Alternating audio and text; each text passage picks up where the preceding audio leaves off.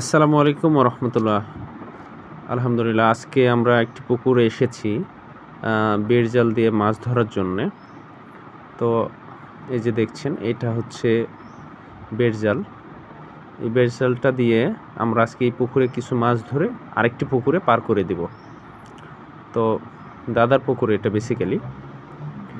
তো কথা মতো আমরা মাছ ধরা শুরু করলাম। তারপর দাদার হাতে ফোনটা দিয়ে দিলাম, দাদা ভিডিও করতেছে।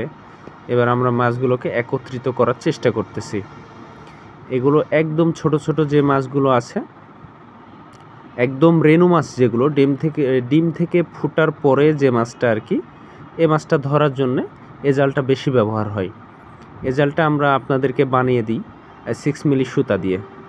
তো আমি এই যে পানিতে নেমেছি, নেমে দেখছি আর কি যে কি পরিমাণে মাছ এসেছে।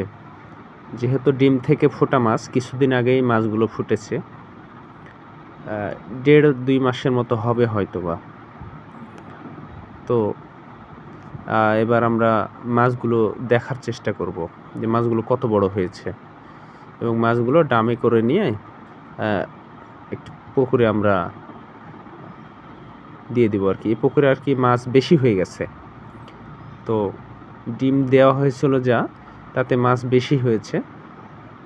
তো সে কারণে আর কি মাছগুলো আমরা পার করব অন্য পুকুরে।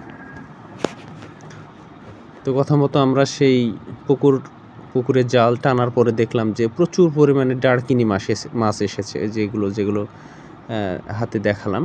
আর উপরে যতগুলো মাছ ভাসতেছে, এগুলো সবই ডাড়কিনি মাছ। আর যেগুলো মাছ দেখা যাচ্ছে একটু পেটালা মাছ, পেট দেখা যাচ্ছে, এগুলো হচ্ছে আপনার কাতলা মাছ, তারপরে আছে মৃগেল মাছ, রুই মাছ। বিশেষ করে এখানে সবচাইতে বেশি মাছ দেখলাম কাতলা মাছই বেশি হয়েছে। আর এই যে এগুলো হচ্ছে সবই ডাড়কিনি মাছ, এগুলো সব ডাড়কিনি। প্রচুর পরিমাণে পুকুরে ডাড়কিনি মাছ হয়েছে। তো আমরা দাদাকে মাছগুলো দেখালাম। দাদা বলল যে মাছগুলো বিলের বড় যে পুকুরটা আছে ওটাতে ছেড়ে দিতে। তারপরে ওখান থেকে মাছ আস্তে আস্তে, এই যে এটা হচ্ছে এই যে মাছ দেখলেন, এই মাছগুলো আমরা আর কি ট্রান্সফার করে দেব। দেখেন কি পরিমাণে মাছ হয়েছে, আলহামদুলিল্লাহ। এই যে দেখছেন এক ঝাঁকাতে কি পরিমাণে মাছ। এই যে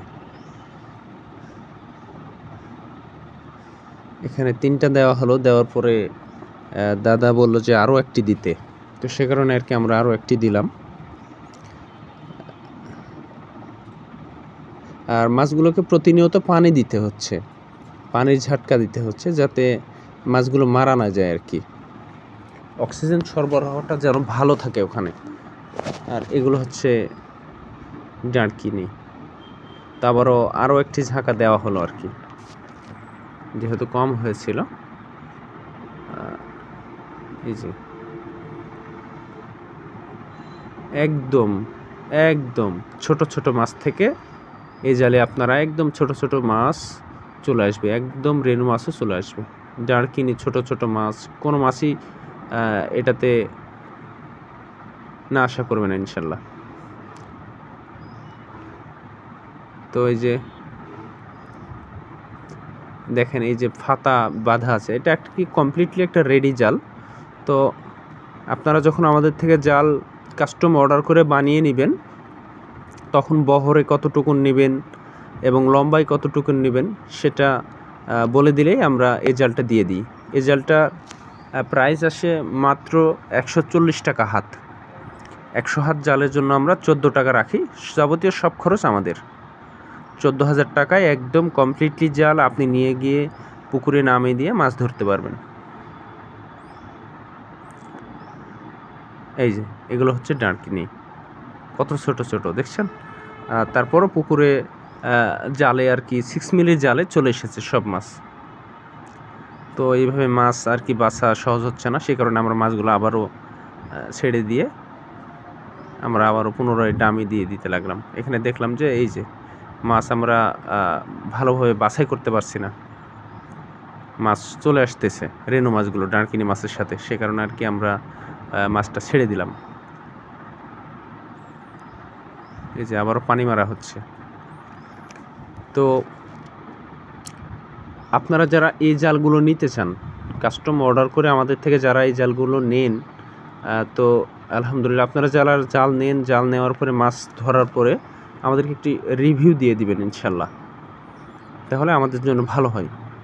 এই যে দেখছেন, এটাতে মুখ পাশ বোনাইতে হয় হাত দিয়ে, হাতে বোনাইতে হয় কটসুতা দিয়ে, তারপরে আবার ওইটা একটা মোটা দড়ির সাথে আবারও সেলাই দিতে হয়। এখানে একটু ছিঁড়ে গেছে আর কি।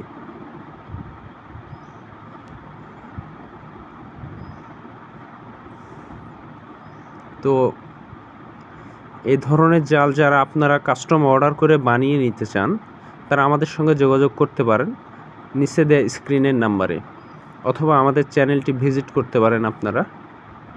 সেখানে ডেসক্রিপশানে আমাদের নাম্বারটা দেওয়া আছে, সেখান থেকেও আপনারা আমাদের সঙ্গে যোগাযোগ করতে পারেন।